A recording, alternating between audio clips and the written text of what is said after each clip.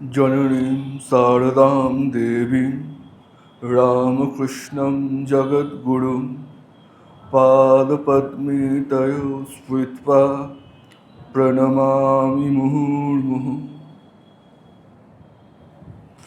नमस्प्रियतिराजाय विवेकानन्दसूरये सच्चित्सुखस्वरूपाय स्वामिने तापहारिणे।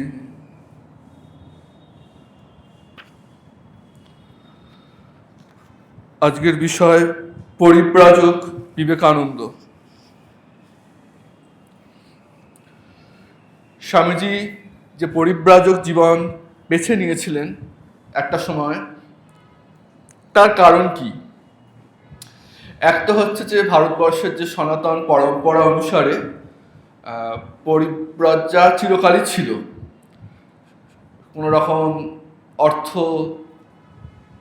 বিষয়ক বা জাগতিক সুখের জিনিসপত্র ইত্যাদি না নিয়ে, একদম যেটুকু না হলে নয় সেটুকু নিয়েই পায়ে হেঁটে তীর্থে তীর্থে ঘোরা, এটির ট্র্যাডিশনালি ভারতবর্ষের সনাতন ভারতের ঐতিহ্য ছিলই।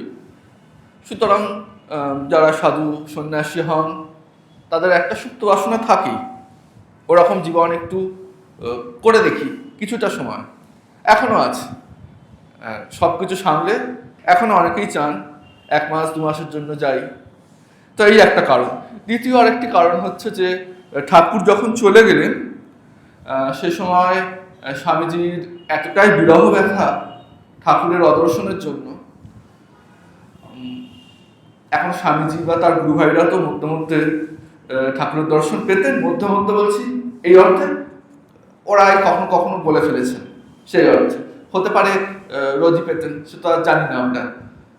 এখন ওই জিনিসের স্বাদ যদি একবার কেউ পান, তার তো মনে হবে সর্বক্ষণ পাই। তো সেই বৈরাগ্য থেকেও স্বামীজির মনের মধ্যে একটা অস্থিরতা ছিল যে আরো তপস্যার গভীরে প্রবেশ করবেন। এই ধারণাটা বা এই ইচ্ছাটা স্বামীজির দিক থেকে ছিল। এতে গেল স্বামীজির দিক থেকে। আর ঠাকুরের দিকটাকেও একটা ইচ্ছা ছিল। সেটা কি? সাধারণভাবে তো ঠাকুর সবাইকে বলতেন যে ঈশ্বর লাভই হচ্ছে মনুষ্য জীবনের লক্ষ্য। কাউকে যদি দেখতেন তার মধ্যে একটু বৈরাগ্য আছে, খুব খুশি হতেন। কিন্তু স্বামীজি তো চিরকালই আলাদা। তাই স্বামীজি যখন ওরম জাতীয় কথা বলেছিলেন, ঠাকুর বিরক্ত হয়েছিলেন। স্বামীজি বলেছিলেন যে উনি চান সুখদেবের মতো সারাক্ষণ সমাধিস্থ হয়ে থাকতে, আর শরীরটা যাতে থাকে তার জন্য মাঝে মাঝে বুদ্ধিত হয়ে অল্প বিস্তর আহার করতে, শরীরটা ঠিক রাখার জন্য। ওটা ঠাকুরের সেটি পছন্দ হয়নি। ঠাকুর বলেছিলেন যে তুই হবি একটি বট বৃক্ষের মতো, যা বহু মানুষকে ছায়া দেবে। মানে স্বামীজির স্তর আরো অনেক অনেক উঁচুতে। আর সেই জন্য ঠাকুর বলেছিলেন এই চাবি আমার কাছে থাকলো, সময় হলে আমি চাবি আবার দেব, ফিরিয়ে দেব। তো স্বামীজি ঠাকুরের প্রতি অনন্ত ভালোবাসাতেই হোক, বৈরাগ্যের প্রেরণাতেই হোক, মেনে নিয়েছিলেন। কিন্তু স্বামীজির একটা ওই চাবিটা একটা শর্টকাটে একটা পাওয়ার চেষ্টা প্রথম দিকটায়, পরের দিকে নয়, অল্প বিস্তর ছিল, যার জন্য তিনি পাহাড়ি বাবার কাছে যাচ্ছেন বারবার। সেটা অন্য প্রসঙ্গ। সেই পাহাড়ি বাবার কাছে উনি তার প্রতি প্রচণ্ড শ্রদ্ধাশীল থাকলেও শেষ পর্যন্ত তার কাছে দীক্ষাদি নেননি। এবং স্বামীজি ওই চিরকালই ছিল প্রথম জীবনের ওই অংশটায়, ঠাকুর চলে যাবার পর যে কোনো একটা জায়গায় যাব, তপস্যায় ডুবে থাকবো। পরবর্তীকালে স্বামীজি যে বলছেন আত্মনা মোক্ষার্থম জগৎ হিতায় চ, যা রামকৃষ্ণ মঠ ও মিশনের মোটো। তো আত্মনা মোক্ষার্থম নিয়ে স্বামীজির কখনোই কোনো সমস্যা ছিল না। তিনি তো মোক্ষ পেয়েই গেছেন। আর জগৎ হিত নিয়েও সমস্যা ছিল না, কারণ যিনি আত্মমোক্ষ চান এবং বা আত্মমোক্ষ লাভ করে গেছেন, অবভিয়াসলি তার জগতের প্রতি তো ঈশ্বর দৃষ্টি থাকবে। সমস্যার জায়গা যেটা ছিল, ওই জগতের হিততে স্বামীজিকেও মানে অ্যাক্টিভ পার্টিসিপেশন করতে হবে, একটা এত কাজ করতে হবে, এইটা নিয়ে স্বামীজির ছিল একটু। কিন্তু সেটাও ঠাকুর চাইছেন যে স্বামীজির মন থেকে যাচ্ছে সেটা একদম চলে যায়। কি করে যাবে? স্বামীজি প্রচণ্ড প্রেমপূর্ণ হৃদয় ছিল, তাই মানুষের জাগতিক দুঃখ, জ্বালা, দুর্দশা এগুলোর সাথে স্বামীজিকে পরিচয় করাতে চাইছেন ঠাকুর, যা দেখে স্বামীজির মনে স্বতঃস্ফূর্তভাবেই মনে হবে এই সমস্ত মানুষের জাগতিক দুঃখ জ্বালা দূর করার জন্য এবং সমস্ত জ্বালার একদম পাড়ে যাওয়ার জন্য, ভবসাগর পার করার জন্য যে পথ দরকার সেই পথ একটা তৈরি করে দেওয়া দরকার, ঠাকুর যেমন বলে গেছেন সেই সূত্র ধরে। তাই ঠাকুরের দিক থেকে এই একটা কারণ ছিল। তো মোটামুটি এই তিনটে কারণ। এক হচ্ছে সন্ন্যাসী পরম্পরায় ছিলই চিরকাল পরিব্রাজ্যা, স্বামীজির ঠাকুরের অদর্শনজনিত বিরহ ব্যথা, আর তৃতীয়ত ঠাকুরে চাইতেন যে যাতে এই স্বামীজিকার দুঃখ সাগরে ভাসি, নিজের জীবনে দুঃখ তো ছিলই, সত্যি কথা বলতে প্রত্যক্ষভাবে অনুভব না করলে আর অন্যের প্রতি দরদ তো আর অতটা আসে না। আর ওরা তো ঈশ্বর লীলা করতে এসছেন, সেই দিক দিয়ে যদি দেখা যায় তাহলে অ্যাক্টিং করেছেন লীলার সাপেক্ষে। তো এই হচ্ছে স্বামীজির পরিব্রাজক জীবন বেছে নেওয়ার কারণ। এবং স্বামীজি যে ভারত পরিক্রমা করেছিলেন বিফোর শিকাগো পিরিয়ডে, বিদেশ থেকে ফিরে এসে তারপরেও করেছেন, বিভিন্ন জায়গায় লেকচার দিয়েছেন। Lectures from Colombo to Almora নাম দিয়ে যে বইটি আছে সেখানে আছে। নিবেদিতার সাথে কাশ্মীর যাচ্ছে, নিবেদিতা ও অন্যান্যদের সাথে, সেগুলোর বর্ণনা আছে। কিন্তু এগুলো হচ্ছে স্বামীজি যখন শিকাগো ধর্ম মহাসভায় বক্তব্য রেখে সুবিখ্যাত হয়ে গেছেন এবং দেশে ফিরে এসছেন তারপরের ঘটনা। তার আগে যখন স্বামীজি কোনো আজকালকার পরিভাষায় কোনো সেলিব্রিটি নন, ভাইরাল নন, প্রচণ্ড প্রতিভাবান একজন, যিনি আর কিছু সময়ের পর জগতের সামনে ফেটে পড়বেন, কিন্তু সেই মুহূর্তে তিনি একজন আননোন পারসন। এই অবস্থায় স্বামীজি বিদেশ যাওয়ার আগে, মুম্বাই থেকে জাহাজ করে যখন বিদেশে রওনা দিচ্ছেন তার আগে পর্যন্ত যে সময়টা পরিব্রজ্যায় ঘুরছেন সেটি কন্টিনিউয়াসলি একটা সময় নয়, খেপে খেপে। তাই মূলত চারটি ভাগে ভাগ করা যায়। একটা হচ্ছে 1887 খ্রিস্টাব্দে সপ্তাহখানেকের জন্য স্বামীজি বারাণসী যান, এটা 1887-তে, এটা একটা ফেজ। তারপর আবার 1888-তে স্বামীজি কয়েক মাসের জন্য যান বারাণসী, অযোধ্যা, লখনৌ, আগ্রা, বৃন্দাবন, হাথরাস, হরিদ্বার, ঋষিকেশ, এই সমস্ত জায়গায়। এরপরে যেটা থার্ড লেগ সেটা হচ্ছে 1889-এর ডিসেম্বর থেকে 1890-এর গোড়ার দিকে, ওই 3-4 মাস স্বামীজি ঘুরেছিলেন বৈদ্যনাথ ধাম বা দেওঘর, ইলাহাবাদ, গাজীপুর এবং বারাণসীতে। আর একটা আছে ফোর্থ লেগ, যেটায় স্বামীজি সবচেয়ে বেশি সময় পরিব্রাজক জীবন যাপন করেছিলেন, সেটি হচ্ছে 1890-এর জুলাই থেকে 1893 খ্রিস্টাব্দের 31শে মে। কারণ 31শে মে মুম্বাই বন্দর থেকে স্বামীজির জাহাজ বিদেশে পাড়ি দিয়েছিল। তো এই সুদীর্ঘ যে সময় সেটা প্রচুর ঘটনাবহুল। তার মধ্য থেকে বেছে নেওয়া হচ্ছে সেই সমস্ত ঘটনাগুলি যেগুলি ভাব গাম্ভীর্যে সুদীর্ঘকালীন প্রভাবের নিরিখে খুব গুরুত্বপূর্ণ, সেই সমস্ত ঘটনাবলীগুলো। প্রথম যে ফেজটা 1887 সাল, সেই সময় স্বামীজির জীবনে একটি ঘটনা ঘটেছিল। মহাপুরুষদের জীবনে যখন কোনো ঘটনা ঘটে তার শুধু বাহ্যটুকু দেখেন না, তারা সেই বাহ্য ঘটনার পশ্চাতে যে ঘটনাটা লুকিয়ে থাকে বা সেই ঘটনার থেকে শিক্ষণীয় যে মেসেজটা থাকে, এসেন্সটা থাকে, তারা সেটিকে গ্রহণ করে নিতে পারেন। সেরকমই একটি ঘটনা স্বামীজি তখন বারাণসীতে, মোটামুটি পরিচিত ঘটনা। দুর্গা মন্দির থেকে স্বামীজি ফিরছেন রাস্তা ধরে, গেরুয়া পরা।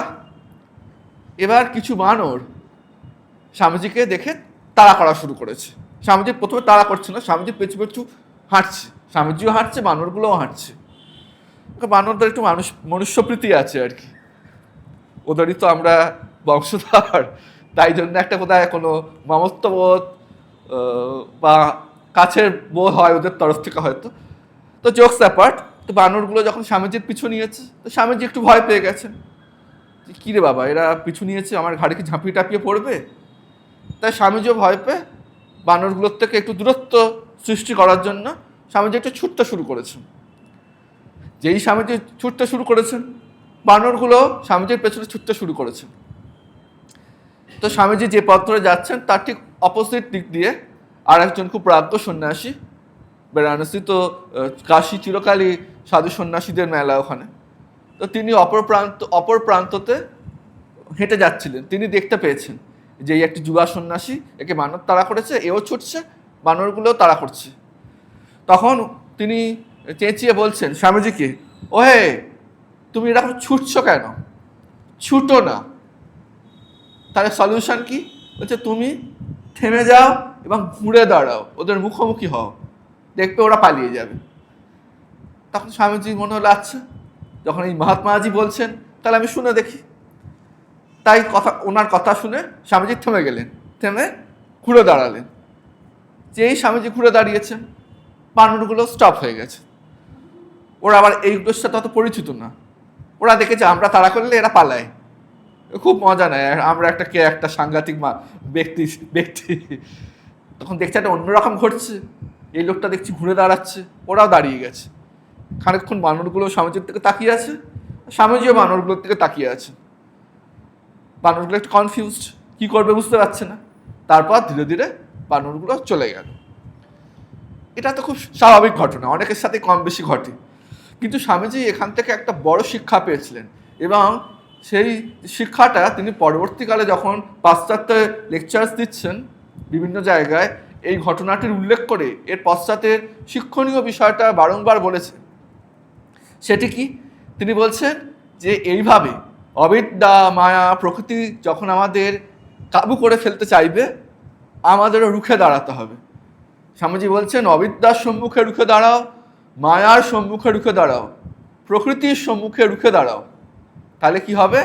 এই অবিদ্যা মায়া প্রকৃতি যারা যুগের পর যুগ, কালের পর কাল এই জীবকে দাবিয়ে রেখেছে, যদি তাকে জীব উল্টো দিক থেকে কমব্যাট করছে, লড়াই করছে, তখন এরা আস্তে আস্তে পথ ছেড়ে দেবে।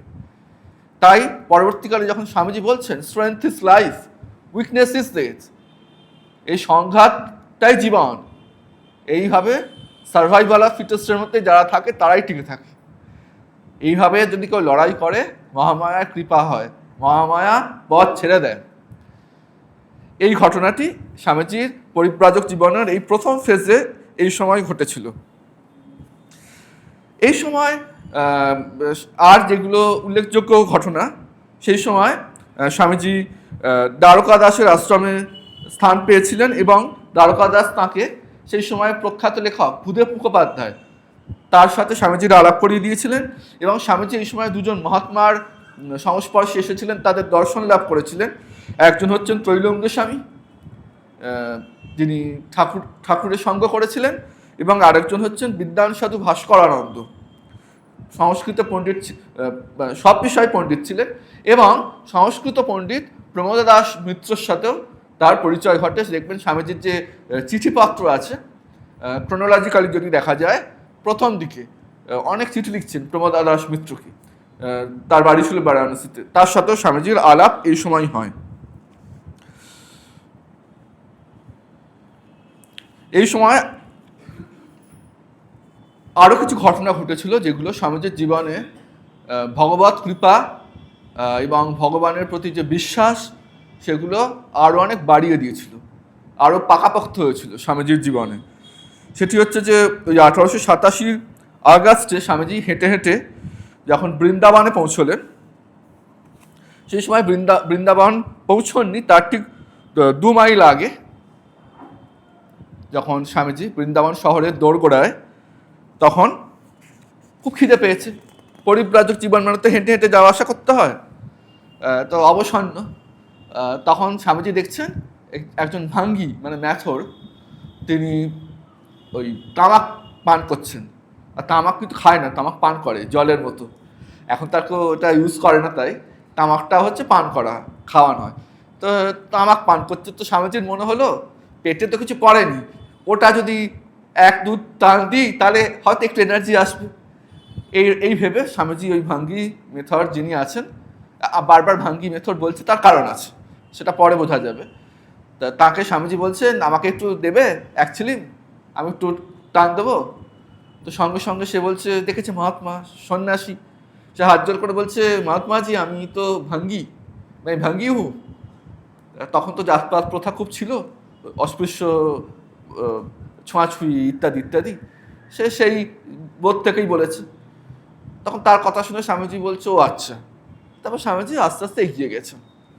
বেশ কিছুটা এগিয়ে যাওয়ার পর স্বামীজির মাথায় ঘুরছে, আচ্ছা এটা আমি কী করলাম, আমি তো সন্ন্যাসী। সন্ন্যাসী মানে কী করতে হয়, তার পূর্বাশ্রম জীবনের যা কিছু আছে সমস্ত কিছু ত্যাগ করতে হয়, আত্মশ্রাদ্ধ করতে হয়, মানে তার আর বৈদিক কর্ম অধিকার নেই। যার জন্য সন্ন্যাসী যারা তারা দুর্গাপুজো করতে পারেন না। দুর্গাপুজো হচ্ছে বৈদিক পূজা, কিন্তু কালী পূজা তান্ত্রিক পূজা, সেই পূজা সন্ন্যাসীরা করতে পারেন। তো স্বামীজি ভাবতেন, তাহলে আমার মনের মধ্যে এখন এই ভাবগুলো কেন আছে, ঠিক নয়। তখন স্বামীজি ভাবতে ভাবতে অনেকটা এগিয়ে গিয়েছিলেন, আবার ফিরে এসছেন সেই জায়গায়, গিয়ে দেখছেন তখন সেই ব্যক্তিটি মহা আনন্দে, তখনও তামাক পান করে যাচ্ছে। তখন তাকে বলছে, ভাই আমাকে দাও, আমি তামাক পান করব। তখন সে আগের বারের মতো একই কথা আবার বলছে, মহাত্মাজি मैं ভাঙ্গি হু। তখন বলছে, কোনো অসুবিধা নেই, তুমি আমায় দাও, ভাই সম্বোধন করে বলছে। এইভাবে স্বামীজি তামাক পান করলেন। এখন তামাক পানটা এখানে গৌণ, এই যে সংস্কার যেগুলো আছে, এইভাবে সংস্কারের ঊর্ধ্বে উঠতে হয়। ভাবনা চিন্তা, আচ্ছা এইরা আছে, হ্যাঁ বুঝতে পারছি এটা ঠিক নয়, ঠিক আছে পরের বার চেষ্টা করব, পরের বার নয়। সংস্কার ভাঙতে গেলে এইভাবে এই মুহূর্তে তাকে ভাঙতে হয়। কি হবে, সাধারণত এটাই হয়, অকল্যাণ কল্যাণ, ঈশ্বরের প্রতি সেরকম প্রেম এলে আর অকল্যাণ কল্যাণ বোধ থাকে ওইভাবে।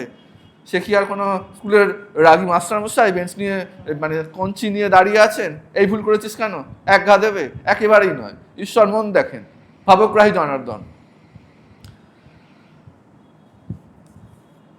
তো এই বিষয়ে একটা মজার ঘটনা, পরবর্তীকালে স্বামী যেটা বলতেন, গল্প করছেন।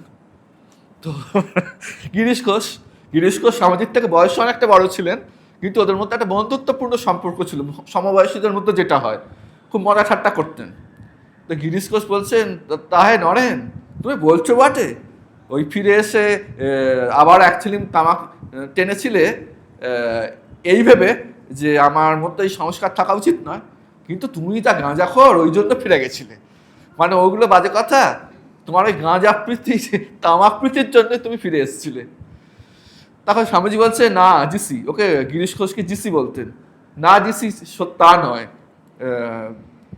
আমি সত্যি সত্যি দেখতে চেয়েছিলাম আমি সংস্কারের পারে গেছি কিনা, সেই জন্য আমার প্র্যাকটিক্যালি ডেমনস্ট্রেট করতে চেয়েছিলাম, এটাই কারণ। এই একটি ঘটনা। তারপরে স্বামীজি যখন বৃন্দাবনে প্রবেশ করেছেন, তো বৃন্দাবনের যেগুলো গোটা বৃন্দাবনই কৃষ্ণময়, রাধাময়, তার মধ্যে কিছু কিছু স্পেশাল জায়গা আছে, যেমন একটা হচ্ছে গোবর্ধন পর্বত। ওই প্রচণ্ড বৃষ্টির সময় ভগবান ওই গোবর্ধন পর্বতকে তুলে নিয়েছিলেন, তার তলায় সমস্ত বৃন্দাবনবাসী রক্ষা পেয়েছিল বৃষ্টির হাত থেকে। তো সেই গোবর্ধন পর্বত পরিক্রমা করে, এখনো করে। ওটা বৃন্দাবন শহর থেকে একদম পশ যে বৃন্দাবন টাউন, তার থেকে একটু দূরে।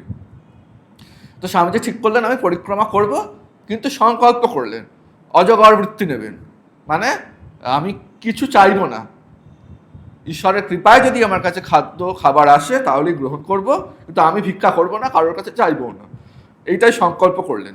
এগুলোর মানে কি, সাধক এগুলো করেন কারণ দেখতে, এগুলো হচ্ছে ঈশ্বরের প্রতি শরণাগতি বাড়ে এক, আর এই শরণাগতির পরে ঈশ্বর যখন কৃপা করেন, সেই কৃপা পাবার পর ঈশ্বরের প্রতি বিশ্বাস আরও সুগভীর হয়। তো এইভাবে স্বামীজি প্রদক্ষিণ করছেন, এবং প্রথম দিনেই বেশ ক্লান্ত হয়ে গেছেন। একেই তো তার আগে একটা সুদীর্ঘকাল সময় ধরে উনি হাঁটছেন, হেঁটে হেঁটে পরিব্রাজক জীবন যাপন করছেন, তার মধ্যে এই সময় আবার খাবো না, ভিক্ষান্ন গ্রহণ করব না, এই সংকল্পও নিয়েছেন, মানে পেটে খাবারও পড়েনি, এদিকে হেঁটে যাচ্ছেন, তার মধ্যে হচ্ছে অঝোরে বৃষ্টি, ফলে খুবই অবসন্ন। তো স্বামীজি যেহেতু ঠিক করেছেন যে কারোর কাছে কিছু চাইবো না, চাইছেন না, দেখছেন ঈশ্বরের কি ইচ্ছা। তো এই সময় স্বামীজি হাঁটছেন যখন, হঠাৎ করে স্বামীজি শুনতে পাচ্ছেন যে পেছন থেকে কেউ ডাকছে, স্বামীজি স্বামীজি। এখন স্বামীজি মানে উত্তরাখণ্ডে মহাত্মাজি স্বামীজিই বলে, মানে স্বামী বিবেকানন্দকে আমরা আমাদের ঘরানায় স্বামীজি বলি বটে, কিন্তু ইন জেনারেলি সন্ন্যাসী মাত্রই তাকে স্বামীজি আর সন্ন্যাসিনী মাত্রই মাতাজি বলা যায়, এটাই সম্ভাষণের ধরন। তো স্বামীজি শুনছেন, শুনেও ভ্রুক্ষেপ করছেন না, এগিয়ে যাচ্ছেন। তারপরে সেই ব্যক্তিটি ছুটে এসে স্বামীজির সামনে এসে কিছু খাবার নিয়ে এসছেন, এসে বলছেন স্বামীজি আপনার জন্য এটা। তো স্বামীজি ভাবছেন দেখেছো, ঈশ্বর কৃপা করে, আমি চাইবো না বলেছি, নিজেই খাবার এনেছেন। তো সত্যি কি ঈশ্বর কৃপা করছেন নাকি আমার মনের ভুল? ভাবের ঘরে চুরি নয় তো? স্বামীজি ওই লোকটার সামনে থেকে দৌড়ে দিয়ে পালাচ্ছেন, ছুটে চলে যাচ্ছেন, দেখতে চাইছেন ঈশ্বরের কি ইচ্ছা। তো স্বামীজি যখন ছুটে চলে যাচ্ছেন, সেই লোকটাও তখন পিছু ছাড়ছে না, সেও ছুটতে ছুটতে গিয়ে স্বামীজির কাছে এসে তাকে খাবারটা দিচ্ছেন। তখন স্বামীজির চোখে জল চলে এসছে, যে তার মানে সত্যি সত্যি ঈশ্বর সাথে সাথে থাকেন। আরেকটি ঘটনা, ওখানে একটি রাধাকুণ্ড আছে। তো স্বামীজি সেখানে রাধাকুণ্ড স্নানটা খুব পবিত্র ধরা হয়, পবিত্র জল। তো তখন স্বামীজি ঘুরতেন শুধুমাত্র কৌপিন পরে, সন্ন্যাসীদের যে আদি অকৃত্রিম চিরাচরিত যে পোশাক। তো এমত অবস্থায় স্নান করতে গেলে স্বামীজি কী করবেন, প্রথমে কৌপিনটাই পরিষ্কার করেছেন, পরিষ্কার করে এক জায়গায় মেলেছেন, মেলে এবার উনি রাধাকুণ্ডে স্নানের জন্য নেমেছেন।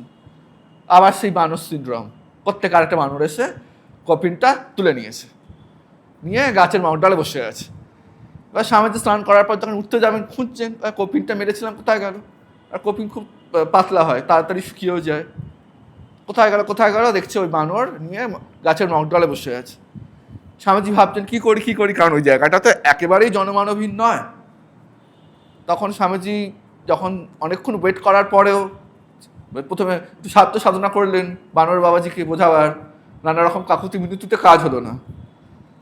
তো বানর বাবাজি আর শুনবে কেন, ঠাকুর তো কলকাঠি নাড়ছেন পেছন থেকে। তো তখন স্বামীজি মনের দুঃখে বললেন ঠিক আছে, আমি লজ্জা নিবারণার্থে এবং এই শরীরও খাবার টাবার পাচ্ছি না, অনশন করছি যখন, তাহলে আমি ওই বনের দিকে এগিয়ে যাব। এই জনমানব পূর্ণ জায়গায় না থেকে জনমানবহীন বনের দিকে এগিয়ে যাব, তাতে আমার লজ্জা নিবারণ হবে, আর সামনে কোনো হিংস্র পশুর দেখা পাওয়া যাবে, সে আমাকে খেয়ে ফেলবে, সব সমস্যার সমাধান। এই ভেবে স্বামীজি ওই বন পথেই হাঁটতে শুরু করেছেন। যেই হাঁটবেন তখনও ওই একই রকম ঘটনা দেখছেন, যে একজন ব্যক্তি এসেছেন খাবার নিয়ে, শুধু নয়, এবার এসছেন সঙ্গে একটা কেঁদুয়া কাপড় নিয়েও, কারণ কাপড় দরকার। তখন স্বামীজি দেখলেন না, সত্যি ঠাকুর সাথে সাথে আছেন। তারপরে স্বামীজি আবার ফিরে যখন এলেন, দেখছেন বানরটি সেই জায়গায় কপিনটা আবার রেখে দিয়ে চলে গেছে। আসলে যে দরকারটার জন্য কপিনটা নিয়েছিল, ঠাকুর নিয়েছিলেন বানরের মাধ্যমে, সেই কাজটা হয়ে গেছে। তো এই তিনটি ঘটনা খুব সিগনিফিকেন্ট এই সময়। তারপর স্বামীজি সেখান থেকে হরিদ্বার যাবেন, পথে হাথরাস পড়বে, হাথরাস স্টেশনে সেখানকার স্টেশন মাস্টার শরৎচন্দ্র গুপ্তের সাথে সাক্ষাৎ হবে। শরৎচন্দ্র গুপ্ত স্বামীজিকে দেখে মানে বিমোহিত হয়ে যাবেন, খুব প্রভাবিত হবেন। পবিত্র হৃদয় ছিলেন শরৎচন্দ্র গুপ্ত তিনি নিজেও। স্বামীজি সেখানে গুপ্ত মহাশয়ের বাড়িতে, নটকৃষ্ণবাবুর বাড়িতে, নটকৃষ্ণবাবু ছিলেন গুপ্তবাবুর বন্ধু, এবং ব্রজেনবাবু বলে একজন ব্যক্তি, তাদের গৃহে কিছুদিন ছিলেন। শেষমেশ শরৎবাবু স্বামীজির কাছে দীক্ষা প্রার্থনা করেন, দীক্ষা দেন স্বামীজি। তারপর স্বামীজি পরবর্তী গন্তব্যের দিকে এগিয়ে যান। শরৎবাবু পরবর্তীতে কয়েক মাস বাদে বরানগর মঠে এসে সঙ্গে যোগদান করেন। তার নাম হয় স্বামী সদানন্দজি। উনি গুপ্ত মহারাজ নামে পরিচিত ছিলেন সঙ্ঘে। তো এটা হচ্ছে ফার্স্ট লেগ, প্রথম অংশটা গেল। দ্বিতীয় অংশে যখন স্বামীজি 1888 শেষ দিকে তিনি যখন ঘুরছেন, সেখানে বেশি দিন ঘুরতে পারেননি, কারণ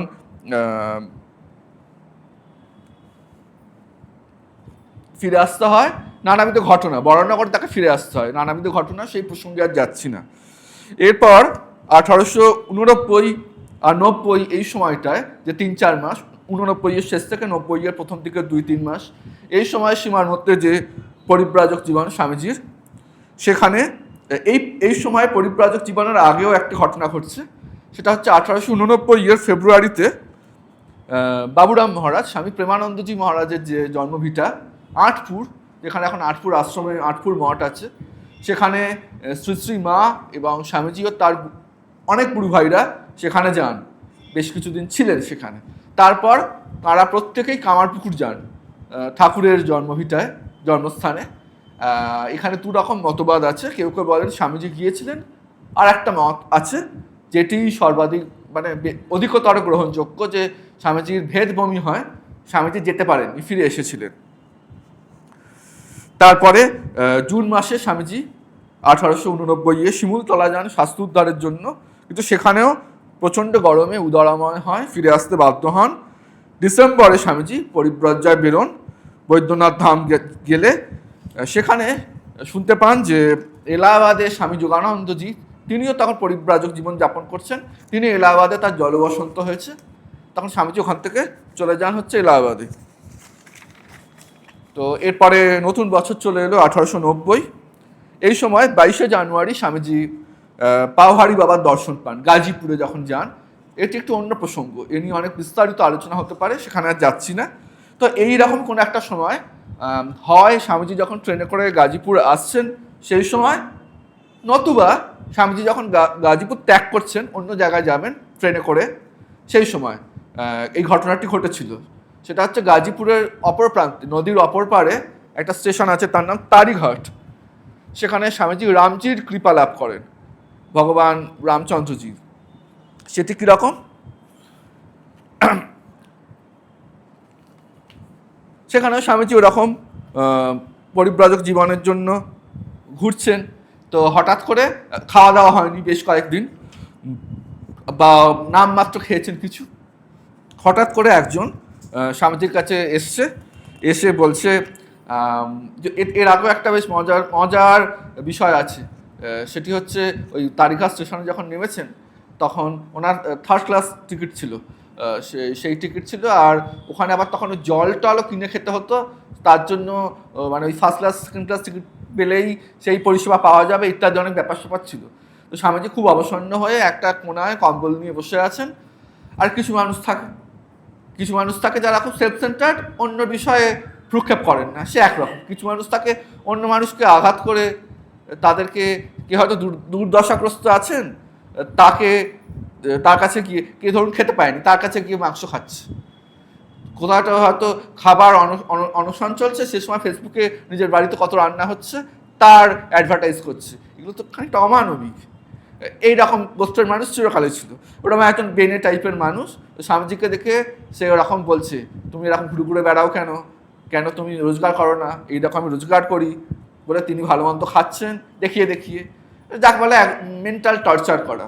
স্বামীজি থুড়ি টর্চার্ড হচ্ছেন, তো এ ভাবছে বোধ হয় স্বামীজিকে খুব জব্দ করছি। এই সময় একজন ব্যক্তি হঠাৎ করে এসে কিছু খাবার দাবার নিয়ে এসে স্বামীজির কাছে বলছেন, মহাত্মাজি খান। স্বামীজি চমকে গেছেন, এবার কোত্থেকে চলে এলো। আর যে লোকটা এতক্ষণ ধরে ব্যঙ্গ করছিল নিজে খেয়ে এই অবসন্ন ক্ষুধার্ত সাধুটিকে দেখে, সেও চমকে গেছে, কি হচ্ছে ব্যাপারটা। তখন স্বামীজি বলছে, আপনি কে, খাবার নিয়ে এসছেন? বলছে, আমি একজন হালুই কর। তো আমার জন্য খাবার কেন এনেছেন? বলছে, আমি তো মানে আমার খাওয়া দাওয়া হয়ে গেছে দুপুরের, আমি বিশ্রাম নিচ্ছিলাম, হঠাৎ করে স্বপ্ন দেখলাম রামজি, ও ছিলেন রামজির ভক্ত। বলছে, আমার এক ভক্ত কাল থেকে না খেয়ে আছে, আর তুই এখানে বসে বসে ঘুমাচ্ছিস, যা ওর জন্য খাবার দিয়ে। তখন সে হালুইকর ভেবেছে, না এবার স্বপ্ন দেখেছে ভুলভাল কিছু, সে আবার পাশ ফিরে শুয়ে পড়েছে। তখন বলছে, সে যখন স্বামীজিকে বর্ণনা দিচ্ছেন, বলছেন, রামজি আমায় কৃপা করে ঠেলছেন। বলছে, আর স্বপ্নে বললে হবে না, এবার সামনাসামনি গিয়ে বলতে হবে। ঠেলে বলছে, ওরে আমার এক ভক্ত বহুদিন 2 দিন 3 দিন খায়নি, তুই যা তাড়াতাড়ি রান্না করে তাকে দিয়ে আয়। এবার যখন সামনে থেকে যে ইষ্টের এতদিন আরাধনা করেছেন সেই ইষ্ট স্বয়ং সামনে, তো সে তো মানে কী করবে ভেবে পাচ্ছে না, কিংকর্তব্য বিমূঢ়। সঙ্গে সঙ্গে উঠে সে রান্না বান্না করে ছুট দিয়ে বলছে, এই যে আপনার কাছে এসেছি। তখন স্বামীজি আরও ক্রস করছেন, কারণ স্বামীজি বারবার বলতেন, ভাবের ঘরে চুরি করবে না, ক্রস করো, একদম নিঃসন্দিগ্ধ হতে হবে। তা বলছে, আচ্ছা সে নয় আপনি কৃপা পেয়েছেন, খুব ভালো কথা, কিন্তু আমি যে সেই সন্ন্যাসী আপনি বুঝলেন কি করে? বলছে, হ্যাঁ আমার মনে হয় কনফিউশন ছিল প্রথমে যখন এলাম, তারপর আমি জায়গাটাতে একটুখানি ঘুরেছি, দেখলাম আপনি ছাড়া আর কোনো সাধু সন্ন্যাসী এখানে নেই। তখন স্বামীজি আবার বুঝলেন ঈশ্বর তাকে ধরে আছেন, চোখে জল এলো, এবং সেই বেনেটা তখন খুব ভয় পেয়ে গেছে, বুঝতে পেরেছে মানে কনভারসেশন শুনছে, ভগবান যেখানে কৃপা করছেন, তাহলে এ মহাত্মা সাংঘাতিক বড়সড় মানুষ। সেও তখন মানে কাচুমাচু হয়ে স্বামীজির কাছে ক্ষমা প্রার্থনা করছেন। এবং এই ঘটনা থেকে এটাই আমরা দেখতে পাই যে যারা মহাত্মা হন, খুব উঁচু দরের সাধক, অবতার যখন শরীর ধারণ করেন, তারা যখন সাধন করেন, তাদেরও তো একটা সাধক সত্তা আছে। তারা শুধু নিজেরাই কৃপা পান না, তারা অন্য মানুষেরও কৃপা পাওয়ার একটা পথ করে দেন। এই যে হালুইকর যিনি, তিনি কৃপা পেলেন কেন? স্বামীজির জন্য। ঠাকুর যেমন আমাদের জন্য রাস্তা করে দিয়েছেন। ঠাকুর মানে যদি ঠাকুরের সাধক সত্তা দেখি, ঠাকুর বলছেন না আমি 16 টাং করেছি, করে ঠাকুর মানে আগামী 1500, 2000, 2500 বছরের জন্য পথ করে দিয়ে গেছেন। একটু বলছেন কল্পতরু বৃক্ষ গিয়ে একটু ঝাঁকাতে হবে, তাহলেই ফলমূল পাওয়া যাবে। এরপর এপ্রিলের শুরুতে স্বামীজি বারাণসী যান প্রমোদাবাবুর বাগানে তপস্যা করতে। এই সময় খবর পান রামকৃষ্ণ ভাব আন্দোলনে যারা গৃহী সন্ন্যাসী বলা যেতে পারে, গৃহী সন্ন্যাসী ইন দ্য সেন্স গৃহভক্ত, তাদের অন্যতম বলরাম বসুর মৃত্যু সংবাদ আসে। স্বামীজি শুনে কেঁদে ফেলেছিলেন। তখন আবার একজন বলেছেন সন্ন্যাসী কাঁদবে কেন? তখন স্বামীজি বলেছিলেন যে সন্ন্যাসী মানুষকে পাষাণ করে দেয়, আমি সেই সন্ন্যাসে বিশ্বাস করি না। তারপরে স্বামীজি ফিরে এলেন বরানগর। তার কিছুদিন বাদে আর একটা দুঃসংবাদ, সুরেনবাবুও চলে গেলেন, পরপর 2টি ধাক্কা। তো এইভাবেই সেকেন্ড ফেজ যেটা পরিব্রাজক জীবনে, সেটি শেষ হলো। এরপর স্বামীজি 1890 সালের জুলাই মাসে বেরোচ্ছেন। না, এটা থার্ড ফেজ, প্রথম দুটো হয়ে গেছে, এটা থার্ড ফেজ। এবার ফোর্থ ফেজ, ফাইনাল যে ফেজ, যেটা বেশ লম্বা সময়ের জন্য, সেইটার জন্য এবার স্বামীজি রওনা দেবেন। তখন শ্রী শ্রী মা আছেন এই ঘুষুরিতে, ঘুষুরির কাছে শ্মশানের কাছে একটি বাড়িতে। সেখানে মায়ের কাছে গেছেন আশীর্বাদ নিতে, মাকে সাষ্টাঙ্গে প্রণাম করেছেন। প্রণাম করে মা তো খুব গান শুনতে ভালোবাসছেন, আর স্বামীজিও সুগায়ক ছিলেন। মায়ের তুষ্টি বিধানের জন্য মাকে কিছু গান শুনিয়েছেন। তারপর মাকে বলছেন, মা আমি তপস্যায় যেতে চাই, এবং যদি কিছু লাভ করি তো তাহলেই ফিরবো, নাহলে আর ফিরবো না, এই যাওয়াই আমার শেষ যাওয়া হবে। তখন মা বলছে, সে কি নরেন, এ কথা বলছো কেন? তখন স্বামীজি বলছেন, না মা, আপনার কৃপায় অবশ্যই ফিরবো। তারপরে মা বলছেন যে তা তোমার মাকে দেখে যাবে না, মানে গর্ভধারিণী মা ভুবনেশ্বরী দেবীর কথা বলছেন। তখন স্বামীজি বলছেন যে না মা, আপনি আমার একমাত্র মা, আপনার প্রণাম করেছি আপনাকে, আপনার আশীর্বাদ পেয়েছি, এতেই আমার হবে। এখন স্বামীজির মাতৃভক্তি এ একটা আলাদা কাহিনী আছে, সে নিয়ে কোনো সংশয় নেই। এক্ষেত্রে যেটা হচ্ছে, সিন্ধু দর্শন হয়ে গেলে আর বিন্দু তখন তো সেই সিন্ধুর মধ্যে মিশে আছে। স্বামীজির মনের ভাব এক্ষেত্রে এটাই। তারপরে মা তখন অখণ্ডানন্দজি মহারাজ, গঙ্গাধর মহারাজকে বলছেন, অখণ্ডানন্দজি তার আগে তিব্বত ভ্রমণ করে এসেছেন, তার মানে তিব্বতের ওই পাহাড়ি এলাকা, উত্তরাখণ্ড পাহাড়ি এলাকার সুবিধা অসুবিধা কি এ বিষয়ে অখণ্ডানন্দজির একটা এক্সপার্টাইজ ছিল, যেহেতু ততদিনে ঘুরে এসেছেন। তো মা গঙ্গাধর মহারাজকে বলছেন, বাবা তোমার হাতে আমাদের সর্বস্ব দিলাম, মানে স্বামীজিকে। মা বলেছিলেন, আমি মেয়ে মানুষ এত করতে পারি? ঠাকুর বলেছিলেন না, আমি কি সব করব, তুমি কিছু করবে না? যেমন স্বামীজি বলেছিলেন সমাধি হয়ে থাকবো, তাকেও ঠাকুর জাগাচ্ছেন, না চলবে না, আরও কাজ আছে। মাও বলেছিলেন যে আমি মেয়ে মানুষ, আমি আর কি পারবো। সেখানেও ঠাকুর বলেছিলেন, না তোমাকে আরও অনেক করতে হবে, আমার থেকেও বেশি করতে হবে। তো মাও কিন্তু সেই তাদের তিনজনের যে মিলিত মিশন, 3টি দেহ মাত্র, একই সত্তার, সেটি মাও কনভিন্সড। কারণ রাধু করে তখন শরীরটা এতদিন নামিয়েই রাখছেন জগতের কল্যাণের জন্য। বলছেন আমাদের সর্বস্ব দিলাম, মা দেখতে পাচ্ছেন ভবিষ্যতে কি হবে, স্বামীজি কত কাজ করবেন, তুমি দেখবে যাতে নরেনের কোনো কষ্ট না হয়, খাওয়ার কষ্ট না হয়। এবং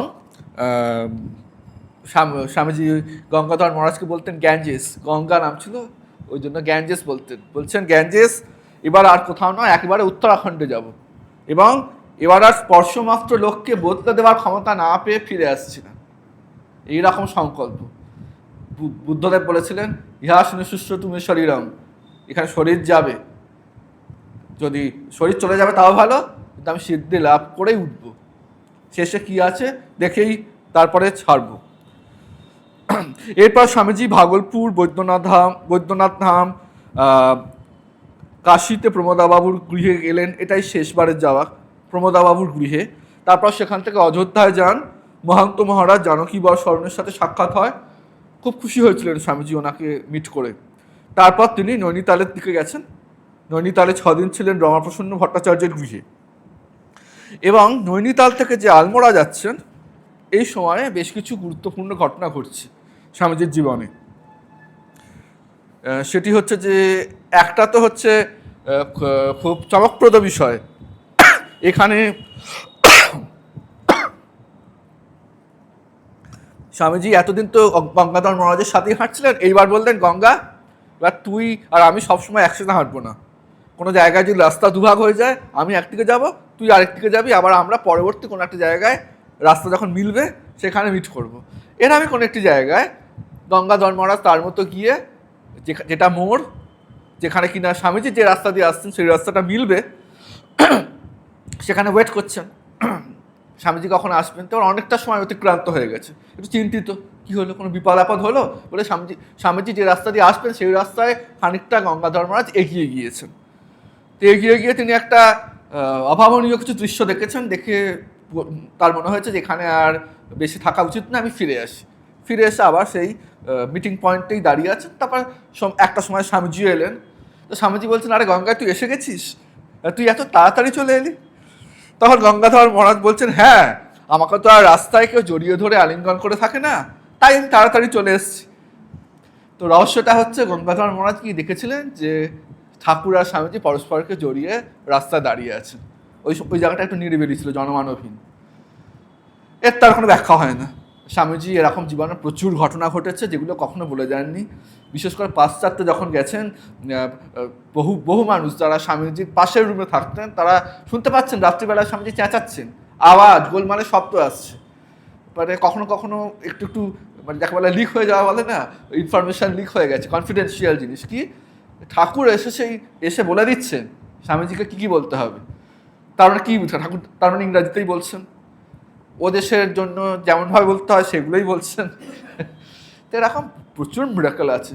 ঠাকুরও পছন্দ করতেন না, স্বামীজিও করতেন না, ওগুলো তারা চেপেই যেতেন। তো এই সময় এই একটি ঘটনা ঘটেছিল। এরপর হচ্ছে স্বামীজির স্বর্ণোজ্জ্বল মন্ত্র দর্শন হয়েছিল।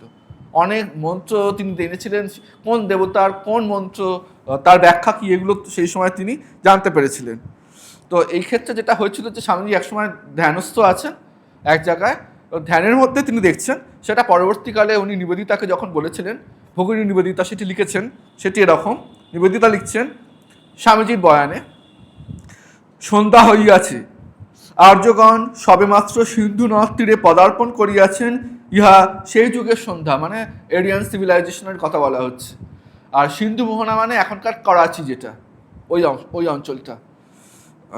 দেখিলাম বিশাল নদের তীরে বসিয়া এক বৃদ্ধ, অন্ধকার তরঙ্গের পর অন্ধকার তরঙ্গ আসিয়া তাহার উপর পড়িতেছে, আর তিনি ঋগ্বেদ হইতে আবৃত্তি করিতেছেন। তারপর আমি সহজ অবস্থা প্রাপ্ত হইলাম এবং আবৃত্তি করিয়া যাইতে লাগিলাম।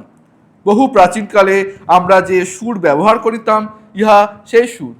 এবং পরবর্তীকালে স্বামীজি তার গুরু ভাইদের কাছে ওই গল্প করেছেন এবং সেই সুরটি চ্যান্ট করেছেন, এবং অবেদানন্দজি মহারাজের খুব পছন্দ হয়েছিল সেই চ্যান্টটি, এবং উনি নিজে হুবহু সেটা করতে পারতেন। তো স্বামী অবেদানন্দজি মহারাজও তার আমার জীবন কথা বইতে লিখেছেন যে একদিন নরেন্দ্র বললেন যে আমি ধ্যান করছিলাম, হঠাৎ দেখলাম অনন্ত আকাশে সূর্য অস্তমিত হয়েছে, আর এক বৃদ্ধ ঋষি শূন্যময় পৃথিবীর বক্ষে দাঁড়িয়ে পূরবীর আগে গাইতেছেন। মানে এত মিনিউটাস ডিটেলস পূরবীর আগে চ্যান্ট করা হচ্ছে। আয়াহি বরদে দেবী ত্রক্ষরে ব্রহ্মবাদিনী গায়ত্রী ছন্দসাং মাতা ব্রহ্ম যোনি নমস্তুতে, এটাই। আর আরও একটি খুব গুরুত্বপূর্ণ ঘটনা, এখন কাঁকড়ি ঘাট বলে একটি জায়গা আছে, ওই নৈনিতাল থেকে আলমোড়া যেতে গিয়ে পরে। এখন ওখানে স্বামীজির একটা স্মৃতি ছোট একটা আশ্রম মতো আছে। তো কাঁকড়ি ঘাটে ওখানেও ধ্যান অবস্থায় স্বামীজির একটা রিয়েলাইজেশন হয়েছিল। সেটা তিনি গঙ্গাধর মহারাজকে বলেছিলেন যে দেখ, এই বৃক্ষতলে একটা মহা শুভ মুহূর্ত কেটে গেল। আজ একটা বড় সমস্যার সমাধান হয়ে গেল। বুঝলাম সমষ্টি ও ব্যষ্টি একই নিয়মে পরিচালিত। ম্যাক্রোজোম মাইক্রোজোম মানে গোটা বিশ্ব ব্রহ্মাণ্ডের যা নিয়ম, সেই একই নিয়মে আমার এই অনুব্রহ্মাণ্ডে একই জিনিস চলছে, কোনো ফারাক নেই, একই জিনিস চলছে। এবং শাস্ত্র তাই বলে, ছান্দোগ্য উপনিষদের অষ্টম অধ্যায়ে প্রথম খণ্ড, যেখানে দহরা বিদ্যা আছে, দহরাকাশ নিয়ে, যেখানে ছান্দোগ্য উপনিষদের শ্রুতি বলছেন, ওম অথ যদিদম अस्मिन् ব্রহ্মপুরে দহরম, দহরম মানে ক্ষুদ্র, পুণ্ডরিকম মানে হৃদয় পদ্ম,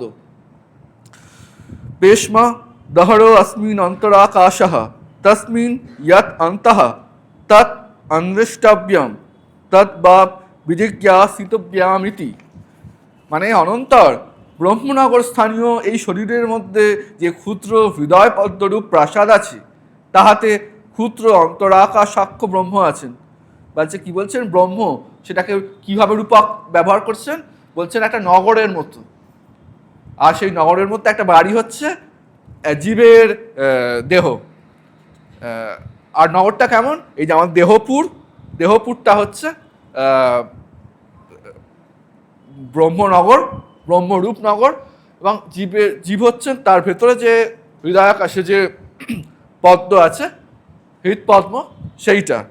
এবং সেই হৃদয় পদ্মে যে অন্তরাকাশ আছে, তাহাকেই অন্বেষণ করিতে হইবে, তাহাকে বিশেষরূপে জানিবার ইচ্ছা করিতে হইবে। আকাশ কথাটা বারবার বলছে, মানে এই যে পুরো আকাশ, এটা তার মধ্যে একটা ঘট যদি হয়, এই যে গ্লাস, এর মধ্যেও আকাশ আছে, ওই ঘটের মধ্যে আকাশ আছে, ঘটাকাশ। ওই ঘটাকাশকে রূপক হিসেবে ব্যবহার করা হয়। এই অনন্ত ব্রহ্ম যেন সীমায়িত হয়ে জীব হয়েছেন, এইভাবে শাস্ত্র এইভাবে ব্যাখ্যা করেন। সেই জন্য আকাশ কথাটি বারবার আসছে। এরপর আলমোড়ায় স্বামীজি অম্বা দত্তের বাড়িতে কিছুদিন ছিলেন। সেখানে ওই সময় শারদানন্দজি এবং কৃপানন্দজি মানে বৈকুণ্ঠনাথ সান্যাল, ওরা তখন তপস্যা করছেন পরিব্রাজক জীবনে। তখন আনন্দ গেলেন ওদেরকে জানাতে যে স্বামীজি এসছেন, চলো। তখন তারা লালাবদ্রী সাহের বাড়িতে একসাথে সকলে ছিলেন এবং খুব আনন্দের দিন যাপন করছিলেন স্বামীজি। আনন্দ মানে সমভাবাপন্ন মানুষ, তাদের সান্নিধ্য, ধ্যান জপ তপস্যা করছেন, সৎকথা আলোচনা করছেন। এবং স্বামীজির জীবনে এই সময়গুলোতে এই আনন্দ মানে ঈশ্বর আনন্দ, আধ্যাত্মিক আনন্দ স্বামী ঠাকুর কখনো দীর্ঘস্থায়ী করেননি, কারণ নাহলে স্বামীজির শরীর থাকবে না। ওই জন্য যখনই স্বামীজি এরকম ডুব দিচ্ছেন, তখন একটা করে একটা প্যাঁচ পাঁচ কষে ঠাকুর স্বামীজির মনকে জগতের অভিমুখে, আরও ঠিক বললে জগতের মানুষের দুঃখ দুর্দশা বেদনার অভিমুখে নিয়ে আসছে। এই সময় খবর এলো স্বামীজির এক বোন সুইসাইড করেছেন। এবং এই সময় থেকেই স্বামীজির মাথায় ওই জিনিসটা ঘুরছে যে ভারতবর্ষে মেয়েদের যে এইভাবে পদদলিত করে রাখা হয়েছে, এই নারী জাতির উত্থান ঘটাতে হবে, মেয়েদেরকে নিজের পায়ে নিজে দাঁড় করাতে হবে। তার মধ্যে অনেকগুলোর মধ্যে একটা অবভিয়াসলি ইকোনমিক্যালি তাদের ডিপেন্ডেন্ট করতে হবে। মানে মেয়েদের যা যাবতীয় সমস্যা সেটা তারাই সমাধান করবে, তারা পুরুষ মানুষের উপর নির্ভরশীল নয় যে তাদেরকে ডিকটেট করবে কিছু একটা এপাশ থেকে ওপাশ হলেই তাদের আর কোনো পথ নেই আত্মাহুতি দেওয়া ছাড়া। স্বামীজির মনে তো খুব লেগেছিল তখন থেকে, যেটা তার মনে দানাবাদী, তারই ফলশ্রুতি রূপে পরবর্তীকালে তার আহ্বানে মিস নোবেল এলেন, Margaret Elizabeth Nobel, Nivedita school হলো, তারপরে সময়ের সময় স্মরণে ধরে এগিয়ে গিয়ে সিস্টার মায়ের আগমনের 100 বছরের সময় শারদা মঠ হচ্ছে, ইত্যাদি ইত্যাদি। এই স্বামীজির স্বপ্ন এইভাবে ফুলে ফলে পল্লবিত হচ্ছে অনেক বাদে। কিন্তু এই ঘটনাটা এরম যে একটা করতে হবে, ঠাকুরের মিশন, স্বামীজির মিশন, এই ঘটনাটা বোনের আত্মহত্যার ঘটনাটি যখন আসে সংবাদটি, স্বামীজিকে এখানে অনেকাংশে মোটিভেট করেছিল। তারপর স্বামীজি কর্ণপ্রয়াগ, রুদ্রপ্রয়াগ, শ্রীনগর যান। এটা হচ্ছে কাশ্মীরের শ্রীনগর নয়, এটা হচ্ছে অলকানন্দার তীরে একটা শহর আছে। টিহরি, মুসৌরি, রাজপুর হয়ে দেরাদুনে আসেন এবং ঋষিকেশে স্বামীজি অনেক মহাত্মার দর্শন পান। তো এরকম একজন মহাত্মাকে দেখেছিলেন স্বামীজি, এবং এদের কথা স্বামীজি পরবর্তী জীবনে বারবার বিভিন্ন প্রসঙ্গে এদের কথা বলতেন। তো এরকম একজনকে দেখেছিলেন যিনি উন্মাদভাবে থাকতেন, রাস্তা দিয়ে উলঙ্গ হয়ে চলছেন। আর এরকম মানুষদের কি করে, বাচ্চা বাচ্চা ছেলেগুলো যারা থাকে এদের থেকে ঢিল ছড়ে বিরক্ত করে, ওরা তাই করছে। কিন্তু এরা ভাবছে এ পাগল, কিন্তু ইনি তো পাগল নন, ইনি উন্মাদ ভাবে আছেন একজন সাধক। ইনি জগতে সব কিছুই দেখছেন মহামায়ার খেলা, বিলকুল বাবাজি কা খেল হ্যাঁ। বলছে ওই ঢিল মারছে আর তার গা দিয়ে রক্ত ঝরছে আর তিনি আনন্দে হাততালি দিচ্ছেন, বলছেন ক্যা আনন্দ হ্যাঁ, ইয়ে সব বিলকুল বাবাজি কা খেল হ্যাঁ। তো স্বামীজি সঙ্গে সঙ্গে তার কাছে গেছেন তার পরিচর্যা করার জন্য, তার ওই ক্ষতস্থান পরিষ্কার করে দিলেন। তখনও উনি একই কথা বলে যাচ্ছেন, ক্যা আনন্দ। এই রক্তারক্তিতেও তিনি ঈশ্বরের লীলার আস্বাদ পাইয়াছিলেন। যে স্বামীজি পরবর্তীকালে যখন কালিদা মাদার লিখবেন, সেইখানে যে তার কালিদা মাদার লেখার আগে যেটা ক্ষীর ভবানীতে যে তার যে দর্শনটি হচ্ছে, ওনার মনে হয়েছে যে এই জবনরা এই মায়ের মন্দিরকে এরকম ভেঙে চুরে দিয়েছে, কেন এরম করবে। তখন মায়ের দর্শন পান, মা বলেন আমাকে কে রক্ষা করিস, তুই রক্ষা করিস, আমি নিজের রক্ষা নিজে করতে পারি। আমার ইচ্ছাই হয়েছে এরকম ভাঙা গড়া একটা জায়গায় এরকম বনবাজারে থাকবো। সেই সময় স্বামীজি বলছেন আমার সব ভেসে গেছে, ময় হয়ে গেছেন। এবং স্বামীজি বলছেন পরবর্তীকালে যে মানে জীবন ও মৃত্যু এটা যে একই মুদ্রার দুটো দিক, এটা জীবনকে নিলে মৃত্যু নিতে হবে, এটা একটা অবস্থা, এটা একটা অবস্থা, এত কান্নাকাটি কেন। এই যে চূড়ান্ত অনুভূতির জায়গা স্বামীজি পৌঁছচ্ছেন, এগুলো সব এই ঘটনার পেছনে অল্প অল্প ইনপুট হিসেবে এইগুলো আছে বই কি।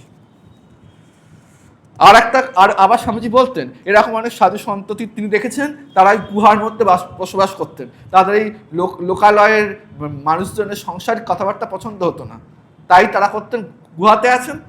তারপর কেউ যদি গুহাতে চলে আসে কী করতো, নরমাংসের হাড়টা নিয়ে ছড়িয়ে রাখতো, তাহলে বাইরের লোক ভাববে এবারে মানুষ মারে টারে। কেউ কেউ মানুষ দেখলে ঢিল ছুটতো, মানে নিজেকে বাজে প্রতিপন্ন করতে চাইছে, আমি বাজে লোক, মারি ধরি খাই, মানুষের ক্ষতি করব, বাঁচা যাক, এইটা ভেবে যদি মানুষজন আমার কাছে না আসে আমি অনেক নিশ্চিন্তে সাধন ভজন করতে পারবো। এই সমস্ত সাধুর কথা স্বামীজি পরবর্তীকালে বলতেন। এবং স্বামীজি বলছেন যে ইহাদের তপস্যা তীর্থযাত্রা বা পূজাদের কোনো প্রয়োজন নাই, তবে যে ইহারা তীর্থে তীর্থে ঘুরে বেড়ান ও তপস্যাদি কঠোর অনুষ্ঠান করেন, সে শুধু নিজ নিজ পুণ্য বলে লোককল্যাণ সাধনের জন্য। নারদীয় ভক্তি সূত্রের 69 নম্বর সূত্রে আছে তীর্থী কুর্বন্তী তীর্থানি, সুকর্মী কুর্বন্তী কর্মাণি, সৎশাস্ত্রী কুর্বন্তী শাস্ত্রাণি। অর্থাৎ ভগবত ভক্ত এই সমস্ত ব্রহ্মজ্ঞ যে পুরুষ বলতে এখানে সাধক, মহিলাও হতে পারেন, এই ব্রহ্মজ্ঞ সাধক যারা, তারা তীর্থসমূহকে পবিত্র করেন। তীর্থ তো এমনিতেই পবিত্র, কারণ তাদের উপস্থিতিতে যারা তীর্থ আরও গ্লোরিফাইড হচ্ছে। তারা যা কাজই করুন সেটাই সুকর্মের নিদর্শন, কারণ একদম যাতে ঠিক হয়ে গেছে, মানে তারা ইচ্ছা করে আর ভুল কাজ করতে পারবেন না। এবং তাহারা শাস্ত্রকে সৎ শাস্ত্রে পরিণত করেন, অর্থাৎ তারা যেন শাস্ত্রকে ভ্যালিডেট করেন। ঠাকুরের জীবনে আমরা দেখতে পাই অনেক কিছু, সেই সময় ঠাকুরের আগমনের আগে ব্রাহ্ম ধর্ম, যে ব্রাহ্ম মুভমেন্ট, তথাকথিত সনাতনী শাস্ত্রের অনেক কিছুকে অবজ্ঞা করতো মানুষজন, কুসংস্কার ইত্যাদি ভেবে। ঠাকুর এসে দেখালেন নিজের জীবন দিয়ে এগুলো কুসংস্কার নয়, এর একটা হয়তো বাহ্য রিচুয়ালস দিক থাকতে পারে, কিন্তু এর ভেতরের যে শাস্ত্র সারাৎসার এটি একদম সত্য। কিছু কিছু জায়গায় অনাচার ব্যভিচার ঢুকে গেছিলো, সেই জন্য ক্রিটিসাইজ করা হতো, একদম ঠিক করা তো উচিতই, কিন্তু ঠাকুর দেখালেন এটা ধর্মের দোষ নয়, এটা কিছু মানুষ তাদের মিস ইন্টারপ্রিটেশনের দোষ। অরিজিনালি যে শাস্ত্র আছে সেখানে তা অত্যন্ত উচ্চমার্গের। এই জন্য এইরকম মানুষ যখন আসেন সাধক, তারা শাস্ত্রকেও রিডিফাইন করে যান। শাস্ত্র যে মিথ্যা নয়, শাস্ত্র যে সত্য, সেটি তারা আবার জগৎকে দেখিয়ে দিয়ে যান। এরপর 1891 স্বামীজি জানুয়ারির শেষে দিল্লি গেলেন। এবার অখণ্ডানন্দজিকে বললেন অনেক হয়েছে, গুরু ভাইদের মায়া একটা মায়া বই কি, আমি একা একা ঘুরবো। অখণ্ডানন্দজিও স্বামীজির কথা শুনে আর বেশি জোর করতে পারতেন না, কিন্তু দূর থেকে মানে খবর আপডেট রাখতেন। এক হচ্ছে খুব ভালোবাসেন স্বামীজিকে, স্বামীজির যাতে কোনো কষ্ট না হয়, জানেন আপন ভোলা সদাশিব মহেশ্বরের মতো স্বামীজি এক। আর দ্বিতীয় কারণ হচ্ছে মায়ের আদেশ আছে, সুতরাং আমাকে দেখতে হবে। এরপর তিনি ফেব্রুয়ারিতে যান রাজপুতানার আলোয়ারে, সেখানে মহারাজা মঙ্গল সিং, তিনি তার দেওয়ানের নাম রাজচন্দ্র, তার মারফত মঙ্গল সিং ঠাকুরের মানে স্বামীজির কথা জানতে পারেন এবং তখন স্বামীজির মধ্যে একটা অপূর্ব ক্ষমতা বিকশিত হয়েছিল। যেখানেই যাচ্ছেন বলছেন না, ভ্রমর আসে, ফুল ফুটলে ভ্রমর আপনা থেকেই আসে, বলতে হয় না। ভ্রমর বলে না, ভ্রমরকে ফুল বলে না, ও ভ্রমর আমি ফুটেছি তুমি এসো, আপনা থেকেই আসে। সেই ক্ষমতা বিকশিত হয়েছিল। ধনী দরিদ্র, হিন্দু মুসলমান বৌদ্ধ জৈন পণ্ডিত মূর্খ সবাই স্বামীজির টানে জড়ো হচ্ছে। আর চারিদিকে খবর ছড়িয়ে পড়ছে একজন খুব পণ্ডিত সাধু এসছে, ইংরাজি জানা সাধু এসছে। তো এরকমভাবে দেওয়ান যখন জানলেন, দেওয়ান তার রাজাকে জানালেন, মঙ্গল সিংকে, যিনি আলোয়ারের রাজা ছিলেন। তো তিনি শুনে এলেন। এবং তখনকার দিনে না এই দেওয়ানরা সবসময় যে খুব মোসাহেব টাইপের হতেন এরকম না, তারা ছোট থেকে তো এই রাজাকে বড় হতে দেখেছেন, এদের ভালো চাইতেন। এই অজিত সিংহ ছিল একটু পাশ্চাত্য ভাষা, নিরাকারবাদী। তো এনার মনে হয়েছে এই স্বামীজির সাথে দেখা সাক্ষাৎ হলে হয়তো এই রাজার একটু মতিগতি চেঞ্জ হতে পারে, সাকারে একটু বিশ্বাস আসতে পারে, এইভাবেই দেখেছেন। তো মঙ্গল সিংহ নানা কথাবার্তা বলছেন আচ্ছা স্বামীজি মহারাজ, শুনছি আপনি অদ্বিতীয় পণ্ডিত, তা আপনি তো সহজেই অনেক অর্থ উপার্জন করতে পারেন, তা না করে এরকম ভিক্ষা করে বেড়াচ্ছেন কেন? স্বামীজিও এরকম বলছে, হাম্বি মিলিটারি তুম্বি মিলিটারি, মানে এরকম মহাত্মাদের তখন ভয় ডাক থাকে না। বলছেন যে মহারাজ আপনি বলতে পারেন আপনি কেন রাজকার্যে অবহেলা করে এরকম শিকার টিকার করে বেড়ান? আপনি তো কাজকর্ম কিছু করেন না, বাবার পয়সায় বসে খান, বাবা ঠাকুরদা তার প্রপিতামহদের টাকায় খাচ্ছেন বসে বসে, কাজকর্ম আপনিও করেন না। তখন এ ভেবে দেখলো, হ্যাঁ কথাটা ঠিক। বলছে তা কেন করি বলতে তো পারি না, কিন্তু এটা বলতে পারি আমার এটা করতে ভালো লাগে। তখন স্বামীজি বলছে আমারও এভাবে থাকতে ভালো লাগে, তাই করি। তারপর তিনি কিছুটা একটু ব্যঙ্গ করেই বলছেন যে আচ্ছা বাবাজি মহারাজ, এই যে সকলে মূর্তি পূজা করে, আমার তো ওতে মোটেও বিশ্বাস নেই, তা আমার কি দশা হবে? তখন স্বামীজি প্রথমটা ভেবেছেন বোধ হয় জোকস করছে, রসিকতা করছে, এমনি এমনি বলছে, জিজ্ঞেস করছে। তখন না, রাজা বারংবার বলছে। তখন স্বামীজি বলছেন যার যাতে বিশ্বাস, একটু প্যাসিভ আনসার দিয়েছেন।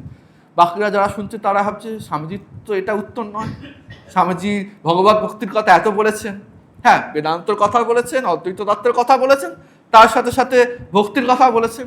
তা ওরা আশা করেছিলেন স্বামীজি কাউন্টার করবেন, এই কথা কেন বলছেন? তারা একটু ডিসঅ্যাপয়েন্টেড হলেন। এখন তারপরে কি হলো, সেই মুহূর্তে স্বামীজি হঠাৎ করে দেখছেন ওখানে ওই রাজার একটা ছবি টাঙানো আছে।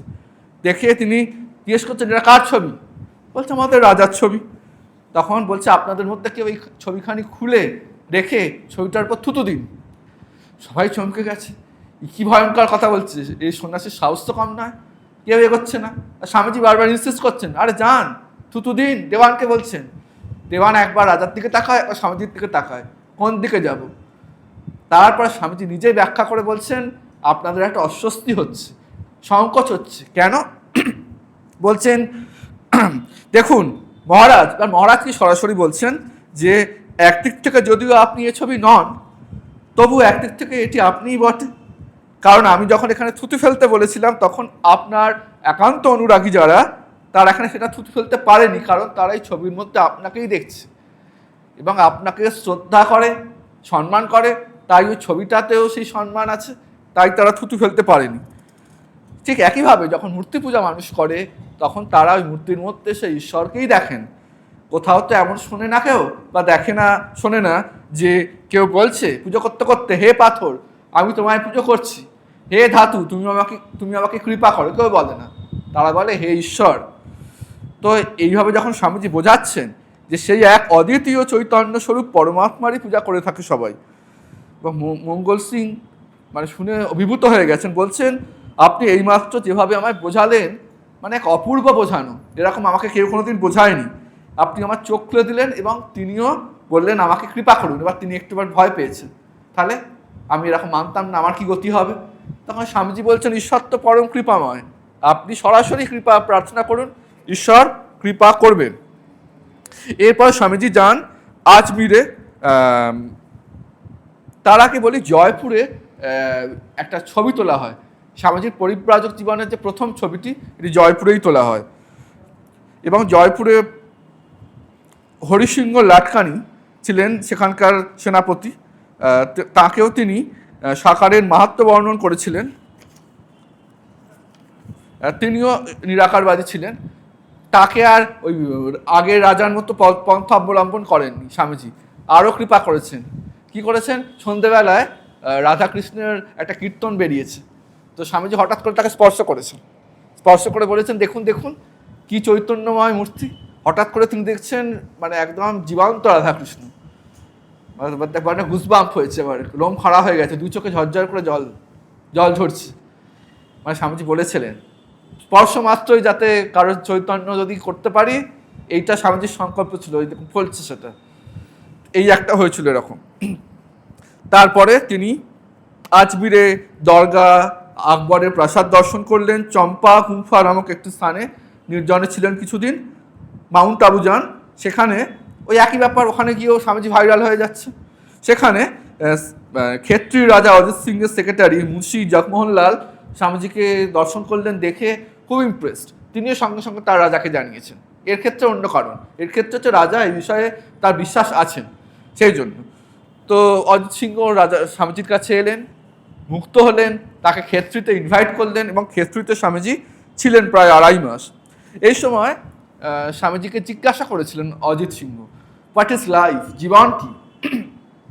স্বামীজি এত বছরের তপস্যা থেকে যা বুঝেছেন, ঠাকুরের কাছে যা শিখেছেন, ওই বানরের তারা খেয়ে যেটা শিখেছিলেন, অবিদ্যার সম্মুখে রুখে দাঁড়াও, মায়ার সম্মুখে রুখে দাঁড়াও, প্রকৃতির সম্মুখে রুখে দাঁড়াও, সেই জায়গা থেকে স্বামীজি বলছেন জীবন মানে হচ্ছে যে এই পারিপার্শ্বিক যে প্রতিকূল অবস্থা আমাদের, সে কী করছে, জীবকে দাবিয়ে রাখতে চাইছে সর্বক্ষণ, আর জীব লড়াই করছে।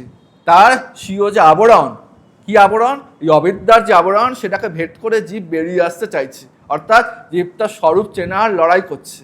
এইটাই জীবন। Strength is life, weakness is death. এই লড়াইয়ের কথা, এই লড়াই যেখানে আছে সেখানেই জীবন। এই লড়াই মানে ট্রাম্পের লড়াই নয়, ইরানের হরমুজ এইসব নয়। এই লড়াই হচ্ছে আমার মনের মধ্যে রাম রাবণের লড়াই। এই লড়াই, এটাই জীবন। আর জীবন মানে একটা স্পিরিচুয়াল লাইফ, মানে খুব একটা হ্যাপি গো লাইফ তা নয়। একটা অন্তর্দ্বন্দ্ব থাকবে, লড়াই হবে, রক্ত ঝরবে, এটাই স্বাভাবিক। যদি ঝরে তার মানে আমরা ঠিক ঠিক পথে এগোচ্ছি, তারই এটা মার্গদর্শন করিয়ে দিচ্ছেন স্বামীজি। এবং সেই সময় অজিত সিংহ স্বামীজিকে বলছেন শিক্ষা কী। স্বামীজি বলছেন আমি শিক্ষা বলতে এটাই মনে করি, যখন কোনো একটি ভাব এমনভাবে আমরা আয়ত্ত করব, যখন সেই ভাবটি শুধু মাত্র আমরা রোট লার্নিং নয়, মুখস্থ করলাম আর মুখস্থটা বলে দিলাম, সেটা নয়, বরং আমার শরীরের প্রত্যেকটি অঙ্গে অঙ্গে, অণুতে অণুতে, পরমাণুতে পরমাণুতে, প্রত্যেকটি নার্ভে সেটি ভাব প্রবাহিত হবে। এটাই হচ্ছে ঠিক ঠিক শিক্ষা। All day I dream about sports. অ্যাডিডাসের ফুল ফর্ম হচ্ছে তাই, all day I dream about sports. সারাক্ষণ ধরে আমি স্পোর্টসের কথাই চিন্তা করছি। মানে সাফল্য লাভের মন্ত্র কি, মন্ত্র বলে না, ওটাই। যেটা চাইছি সেটাকে আমি পুজো করব, আমার উঠতে বসতে ঘুমোতে ওটাকেই আমি সারাক্ষণ ভাববো। এটাই হচ্ছে সাফল্যর পাওয়ার একমাত্র পথ। বুঝতে, শিক্ষা হচ্ছে ওটাই, যেটা আমি শিক্ষা গ্রহণ করছি সেই ভাবটা আমার গোটা জীবনকে, যাপনকে প্রভাবিত করবে। যদি করে তাহলে ঠিক ঠিক শিক্ষা, যদি পুরোপুরি না করে তাহলে পুরোপুরি শিক্ষা হয়নি, আর যদি একেবারেই না করে তাহলে এটা পুঁথিগত শিক্ষা মাত্রই হয়েছে, আদতে অশিক্ষা, কুশিক্ষা। এরপর স্বামীজি ক্ষেত্র থেকে আজমিরে বেশ কয়েকবার যাওয়া আসা করেন। তারপরে সৌরাষ্ট্র, এখন যেটা গুজরাট, সেখানকার আহমেদাবাদে যান, লিমডিতে যান। সেখানে ঠাকুর সাহেব যশবন্ত সিংয়ের সঙ্গে সাক্ষাৎ হয়। এই যশবন্ত সিং সেই যুগে ইউরোপ আমেরিকা ভ্রমণ করে এসেছিলেন। তিনি যখন দেখলেন এইরকম সন্ন্যাসী একজন এত পণ্ডিত, তিনি স্বামীজিকে প্রথমবারের জন্য স্বামীজির মাথায় ঢোকাচ্ছেন যে আপনি পাশ্চাত্যে যান, আপনার এই ভাব প্রচারের উপযুক্ত জায়গা, খুব ভালো স্কোপ আছে। স্বামীজিও সেটা মাথায় তখন প্রথম আসে, ঠিক যাওয়া যেতে পারে। এরপর স্বামীজি জুনাগড়, গিরনার, ভুজ, ভেড়াওয়াল, পাটন সোমনাথ মানে যেটা প্রভাস, সেখানে যান, পোরবন্দর যান, মান্ডবী যান, পালিতানা, বরোদা, মুম্বাই, পুনে, মহাবালেশ্বর, এই সমস্ত জায়গায় ক্রমান্বয়ে যাচ্ছেন। এবং এই সময় একসময় ট্রেনে তার সাথে বাল গঙ্গাধর তিলকের সাক্ষাৎ হয়, এবং তিনি পুনাতে তিলকের বাড়িতে কিছুদিন ছিলেনও বটে। অক্টোবরে স্বামীজি বেলগাঁও পৌঁছন। বেলগাঁও হচ্ছে এখন বর্তমানে কর্ণাটকে, ওটা হচ্ছে উত্তর কর্ণাটক, মানে মহারাষ্ট্রের খানিকটা নিকটবর্তী। তারপর গোয়াতে পাঞ্জি, মারগাঁও এই সমস্ত জায়গায় যান, সেখানে একটি চার্চে বহু প্রাচীন খ্রিস্টান পুঁথি সেগুলো পড়াশোনা করেন। তারপরে মাইসোরে যান, মহীশূরে মহারাজা শ্রী চামারাজেন্দ্র ওয়াদিয়ারের অতিথি হয়ে রাজপ্রাসাদে কিছুদিন ছিলেনও। এবং তিনি দেখে বুঝেছিলেন এই মানুষ একদিন মহাবিখ্যাত হবে। তারপর মহীশূর থেকে স্বামীজি যান মাদুরাইতে, সেখানে রামনাদের রাজা ভাস্কর সেতুপতিও স্বামীজিকে দেখে মুগ্ধ হন, তার কাছে শিষ্যত্ব প্রার্থনা করেন, স্বামীজি তাকে শিষ্য করেন, দীক্ষা দেন। তারপর এই ভাস্কর সেতুপতিও তিনিও স্বামীজিকে পিড়াপিড়ি করেন। এই শিকাগোতে ধর্ম মহাসভা হচ্ছে, আবার পয়েন্ট আউট করে দিলেন, উনি এক্সাক্ট পাশ্চাত্য নয়, বলে দিচ্ছেন শিকাগোতে এরকম একটা অনুষ্ঠান হতে চলেছে, আপনি যান, আপনার মতো মানুষের যাওয়া দরকার সেখানে। তারপর স্বামীজি পন্ডিচেরি, রামেশ্বরম, মাদ্রাজ হয়ে পৌঁছলেন কন্যাকুমারীতে। এবং কন্যাকুমারীর যে ঘটনা সেটি তো বহুল প্রচলিত, আমরা সকলেই জানি স্বামীজির জীবনের যে বিখ্যাত ঘটনা। সেটি হচ্ছে এখন যেখানে বিবেকানন্দ রক তৈরি হয়েছে, তখন তো সেখানে ওই মানে স্মৃতিশব্দ ছিল না, ভারত মহাসাগর, এদিক থেকে বঙ্গোপসাগর, ওদিক থেকে আরব সাগর, যেখানে ভারত মহাসাগরে মিলছে, সেখানে ভারতের শেষ যে কন্টিনেন্টাল যে ভূখণ্ড, সেখান থেকে কিছুটা দূরে বেশ বড়সড় কয়েকটি পাথর ছিল। তো স্বামীজি ভাবলেন ওইখানে গিয়ে একটু ধ্যান করবো কিছু। তো সেই জায়গাটি ছিল হাঙরে পরিপূর্ণ, তো খেয়া করেই যেতে হবে। তো স্বামীজির কাছে টাকা না থাকায় স্বামীজি ওটা সাঁতরেই পার হলেন। তারপর সেখানে 3 দিন তিনি ধ্যান করেছিলেন। এবং স্বামীজির নিজের ভাষাতেই যদি বলা যায়, তিনি পরবর্তীকালে স্বামী রামকৃষ্ণানন্দ মহারাজকে, শশী মহারাজকে চিঠিতে লিখছেন যে এ প্রসঙ্গে বলা ভালো, এই কন্যাকুমারীতেও বটে এবং এই গোটা ভারতবর্ষ যখন পরিক্রমা করলেন, সে সময় তিনি বহু মানুষকে দেখেছেন যারা দুর্দশার অন্ধকারে ডুবে আছে। এই সমস্ত মানুষের দুঃখ, বেদনা, ব্যথা স্বামীজিকে খুব নাড়া দিয়েছিল। ওই থেকেই স্বামীজির এই যে মাস আপলিফমেন্ট, এই ধারণাটা তখন থেকেই এসেছিল। একটা হচ্ছে নারী জাতির উন্নয়ন করতে হবে এবং যারা পিছিয়ে আছে তাদেরও উন্নতি দরকার, এরাই হচ্ছে সংখ্যাগরিষ্ঠ মানুষ, এদের উন্নতি হলে ভারতবর্ষ দেশটির উন্নতি হবে। তো স্বামীজি চিঠিতে লিখছেন পরবর্তীকালে, একটা বুদ্ধি ঠাওরালু কুমারিকা অন্তরূপে মা কুমারীর মন্দিরে বসে, ভারতবর্ষের শেষ পাথর টুকরার উপর বসে স্বামীজি ভাবছেন কি, এই যে আমরা এতজন সন্ন্যাসী আছি, ঘুরে ঘুরে বেড়াচ্ছি, লোককে দর্শন শিক্ষা দিচ্ছি, এসব পাগলামি কেন? বলছেন খালি পেটে ধর্ম হয় না। ঠাকুর বলতেন ক্ষুধা রাজ্যে পৃথিবী গদ্যময়, পূর্ণিমা চাঁদ যেন ঝলসানো রুটি। আগে তো পেটে ভাত দরকার, তারপর না বাকি চিন্তা, ধর্ম তো তারপরে আসবে। তখন স্বামীজি বলছেন যে ওই যে গরিবগুলো পশুর মতো জীবনযাপন করছে, তার কারণ মূর্খতা। পাজি পুরোহিত বেটারা 4 যুগ ওদের রক্ত চুষে খেয়েছে আর 2 পা দিয়ে দলেছে। সবাই খারাপ পুরোহিত নয়, ঠাকুর যে বংশে জন্মগ্রহণ করেছেন সেই বংশেই তার বাবা দাদারা পুরোহিত ছিলেন, সে সংখ্যা কম, তখনকার যুগে বেশিরভাগই বদই ছিল। সেই হিসেবে স্বামীজি বলছেন যে আমাদের জাতটা নিজের বিশেষত্ব হারিয়ে ফেলেছে, সেই জন্য ভারতের এত দুঃখ, এত কষ্ট, তাই চাই এদের আপলিফমেন্ট। স্বামীজি বলছেন প্রথমে চাই লোক, দ্বিতীয় চাই পয়সা। স্বামীজি খুব প্র্যাকটিক্যাল ছিলেন, প্রচণ্ড মেধাবী, উনি দুঃখ দুর্দশা সব বুঝছেন, অর্থ লাগবে। স্বামীজি দেখছেন যে লোকও আমি হয়তো পেয়ে যাব নিজের মনের মতো, তো অর্থ স্বামীজি এক জায়গায় লিখছেন, প্রথমে চাই লোক, দ্বিতীয় চাই পয়সা। গুরুর কৃপায় প্রতি শহরে আমি 10-15 জন লোক পাবো। পয়সার চেষ্টায় তারপর ঘুরলাম, ভারতবর্ষের লোক পয়সা দেবে? মানে বলছেন এরা ধর্ম করবে, টাকা পয়সা ছাড়, মানে একটা পয়সা দেবে না, 1-2 জন দিতে পারে, ইন জেনারেল কেউ দেয় না। তখন স্বামীজি বুঝলেন যে শুধু এই মেসেজকে বিদেশে ছড়িয়ে দেওয়াটা শুধু নয়, অর্থের জন্য আমার বিদেশে যেতে হবে। ওরা যখন মুভড হবে এই প্রাচ্য সভ্যতা, সংস্কৃতি, ধর্ম সম্বন্ধে জেনে, ওরাই চাইতে হবে না, আপনা থেকেই অর্থ দিতে আসবে প্রণামী হিসেবে। সেইটার জন্য দরকার বিদেশে যাওয়া। এরপর একদম শেষ করছি, এই সময় স্বামীজি বোম্বাইতে আসবেন, তারপরে পেনিনসুলা জাহাজে করে শিকাগোর উদ্দেশ্যে রওনা দেবেন। এই সময় স্বামীজি যে সংকল্পগুলো করেছিলেন পরিব্রাজক জীবনের শুরুতে, সেগুলো সবগুলোই তার জীবনে তখন পরিস্ফুট হয়ে গেছে এবং একটা অদ্ভুত ক্ষমতা জন্মেছে, এটাও যেমন সত্যি। এবং স্বামীজি প্রেমময় ছিলেন, এখন মানে ভালোবাসা একদম আন্ডিল হয়ে গেছে। মানে বলে না, ভালোবেসে নিজের হৃৎপিণ্ডটাকেও তিনি যেন দিয়ে দিতে পারেন, এইরকম প্রেমময় হয়ে গেছেন স্বামীজি তখন। প্রেমময় বলতে কি আরেকটি ঘটনা বলে দেওয়া ভালো, সেটা হচ্ছে এই সময় ক্ষেত্রীতে আরেকবার ফিরে এসেছিলেন। তো ক্ষেত্রীতে তখন তিনি যখন আছেন, তো ক্ষেত্রীর রাজা একদিন তাকে ইনভাইট করেছেন তার নিজস্ব দরবারে, একটু গান বাজনা হবে। রাজারা তো গান বাজনা করতেন তখনকার দিনে। সেদিনকে একজন নর্তকী আসবেন। তো স্বামীজি সেই ইনভাইটেশনটা খুব হাম্বলি প্রত্যাখ্যান করেছেন। মানে বামাকণ্ঠের গান হবে, সেটা এত সন্ন্যাসী বসে শুনবে, নাচ দেখবে, এটা ঠিক শোভনীয় নয়, আমি যাব না। এবং যিনি নর্তকী ছিলেন তিনি ভক্তিমতী, তো তখন তিনিও মনে মনে এক্সপেক্ট করেছেন, শুনেছেন স্বামীজি আছেন একজন সন্ন্যাসী, তাহলে তিনি আসবেন, তার সামনে আমি নিজের সমস্ত ভাব ভক্তি উজাড় করে দেবো। তো তখন যখন তিনি জানতে পারলেন যে স্বামীজি আসেনি, তখন তিনি গান ধরেছেন, আমারে প্রভু অবগুণে চিত না ধরো, হে প্রভু তুমি আমার অবগুণকে মনে নিও না, সমদর্শী হে নাম তিহারো অবমহি পারও করো, তুমি তো সমদর্শী, আমাকে এই ভবসাগর পার হতে সাহায্য করো, আমাকে কৃপা করো।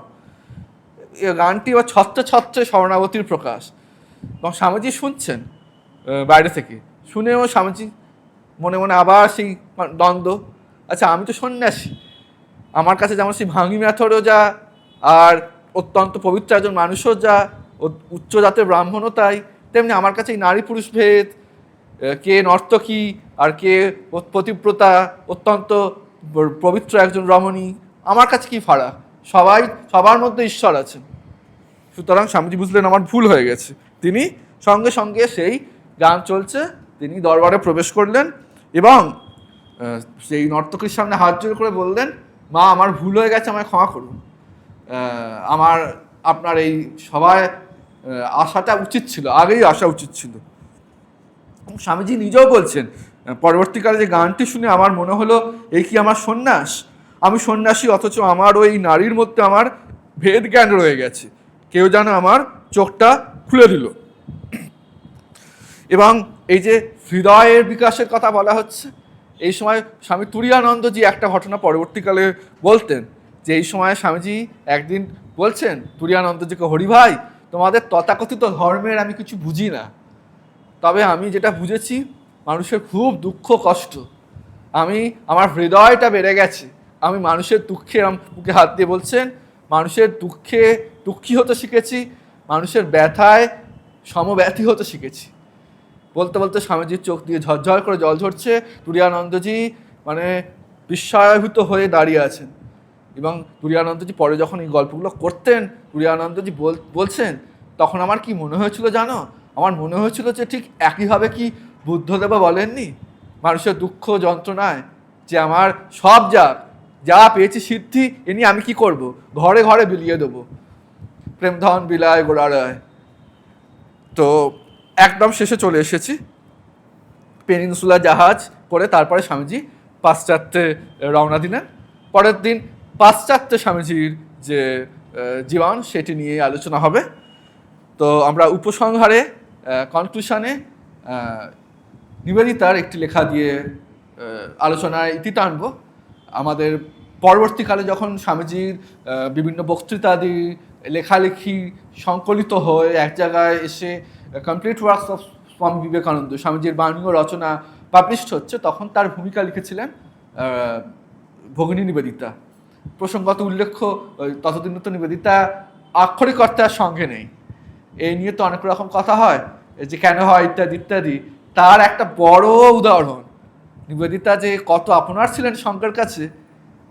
যদি স্বামীজি কমপ্লিট ওয়ার্কস বেরোচ্ছে, তার ভূমিকা স্বামী ব্রহ্মানন্দ যে লিখতে পারতেন, শরৎ মহারাজ বলতেন যে মহারাজ তুমি লেখো, শরৎ মহারাজ নিজে লিখতে পারতেন, আরও পণ্ডিত কত গুরু ভাই আছেন তাদের বলতে পারতেন, স্বামীজির আরও অনেক পণ্ডিত শিষ্যরা আছেন, স্বামী স্বরূপানন্দজি, স্বামী বিরজানন্দজি, তিনি বললেন কাকে, সিস্টার নিবেদিতাকে।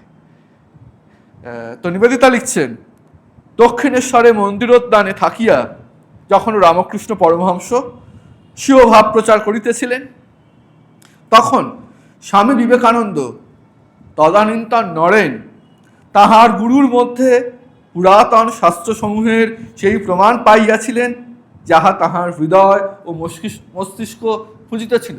স্বামীজি তো বারবার প্রশ্ন করেছেন অনেক মানুষকে, আপনি কি ভগবান দেখেছেন, ঈশ্বর দর্শন করেছেন? নানা রকম উত্তর পেয়েছেন। একমাত্র ঠাকুরই প্রথম উত্তর দিয়েছিলেন এক বাক্যে, হ্যাঁ আমি ভগবানকে দেখেছি, তোকে যেমন দেখছি এইভাবে তার সাথে কথাও বলেছি, এবং শাস্ত্র যা যা বলে গেছে তার একদম প্র্যাকটিক্যাল ডেমনস্ট্রেশন শ্রীরামকৃষ্ণের জীবনে স্বামীজি দেখেছিলেন। অবভিয়াসলি মায়ের জীবনেও দেখেছিলেন, এবং অবভিয়াসলি বাকিরা স্বামীজির জীবনেও দেখেছেন। তো সেই ঘটনাটাই উল্লেখ করছেন নিবেদিতা, যে যা তাঁর হৃদয় ও মস্তিষ্ক যেটা খুঁজছিল সেই শাস্ত্রসমূহের প্রমাণ তিনি তার গুরুদেবের মধ্যেই পেয়েছিলেন। এইখানে তিনি সেই তত্ত্বই পাইয়াছিলেন যাহা গ্রন্থসমূহে অস্ফুটভাবে বর্ণিত। গুরু রামকৃষ্ণর মধ্যে বিবেকানন্দ জীবন রহস্যের কুঞ্চিকা লাভ করিয়াছিলেন। ইহার পর মানে সব তো মিটে গেল, মানে এখানে শেষ না, এর পরও ঠাকুর ছেড়ে দিলেন না। ঠাকুর কি করলেন সেটাই নিবেদিতা এখানে উল্লেখ করছেন। ইহার পরও তাহাকে হিমালয় হইতে কন্যাকুমারী পর্যন্ত ভারতবর্ষের সর্বত্র পরিভ্রমণ করিতে হইয়াছিল। সমভাবে সাধু পণ্ডিত সরল মানুষের সহিত মিশিত হইয়াছিল, সকলের সহিত বাস করিতে হইয়াছিল। অর্থাৎ একটা পার্টিকুলার সেকশনের সাথে ওটা বাসা নয়। ভারতবর্ষ বলতে যা বোঝায়, ভারতবর্ষ বলতে যত যত রকমের মানুষ হয়, সমস্ত মানুষের সাথেই তাকে উঠতে বসতে মিশতে হয়েছিল, পরিস্থিতি তেমনই ছিল। এবং ভারত মাতা যেরূপ ছিলেন, যেরূপ হইয়াছিলেন তাহা দেখিতে হইয়াছিল। অর্থাৎ সেই স্বর্ণযুগে ভারত মাতা কি ছিলেন, এখন লাঞ্ছিত ভারত মাতার কি অবস্থা হয়েছে সেটাও স্বামীজি দেখলেন। সুতরাং শাস্ত্র, গুরু এবং মাতৃভূমি, শাস্ত্র মানে যেগুলো থিওরিটিক্যালি আমরা শাস্ত্রে পড়েছি তার প্র্যাকটিক্যাল ডেমনস্ট্রেশন দেখছেন গুরু রামকৃষ্ণের মধ্যে, শাস্ত্র, গুরু এবং এই পরিব্রাজক জীবনে গোটা ভারতবর্ষ ঘুরে দেখলেন। মাতৃভূমি, শাস্ত্র, গুরু এবং মাতৃভূমি, এই তিনটি সুর, এইগুলি মিলিত হইয়া সৃষ্টি করিয়াছে বিবেকানন্দের রচনাবলীর মহান সঙ্গীত। এই রত্নগুলি তিনি দান করিতেছেন, এইগুলি হইতেই উপাদান সংগ্রহ করিয়া তিনি প্রস্তুত করিয়াছেন পৃথিবীর সকলের জন্য তাহার আধ্যাত্মিক করুণার এক সর্বরোগহর মহৌষধি। মানে এখানে পুরো পরিষ্কার নিবেদিতা বলে দিচ্ছেন পরিব্রাজক জীবনটা কতটা জরুরি ছিল। তাই ঠাকুরমা স্বামীজি এবং স্বয়ং শিবাবতার স্বামীজির কাছে এই আমাদের প্রার্থনা, স্বামীজি যে স্বপ্ন দেখেছিলেন আমাদের সবাইকে নিয়ে, আমরা যেন আমাদের সাধ্যমতো, তাদের কৃপায় আমাদের সাধ্যমতো সেই স্বপ্ন যেটা স্বামীজি দেখেছিলেন সেই স্বপ্ন সাকার করতে পারি। এতটা দাবি করতে তো পারি না, আমরাও যেন সেখানে একটু কিছু অর্ঘ্য দিয়ে ধন্য হতে পারি। কাঠবিড়ালির যেমন ভূমিকা ছিল সেতুবন্ধে, ওইটুকু ভূমিকা একটা ছোট্ট নুড়ি ফেলেই ভগবান রামচন্দ্রের যে মিশন সেখানে একটু সেবা করে কাঠবিড়ালি ধন্য হয়েছিল, আমরাও যেন সেরকম ধন্য হতে পারি। ওম শান্তি শান্তি শান্তি। হরি ওম তৎসৎ। শ্রী শারদার্পণমস্তু।